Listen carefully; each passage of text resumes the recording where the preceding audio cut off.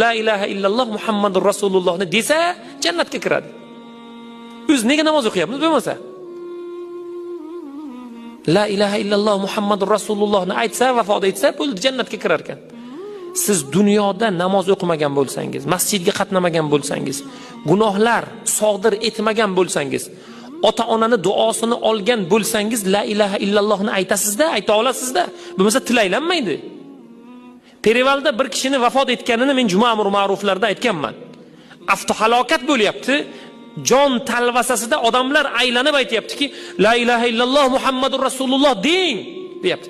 Uni og'zi qimirlayapti. Bir yigit aytayapti, nima deyotgan ekan deb quloqini og'ziga qo'ysa, 3 tasi 1000. Ko'proq olsangiz arzoniga beraman, deyapti. Ko'katchi bola ekan. Siz bugun la ilaha illalloh Muhammadur Rasulullohni tagida nima yotadi?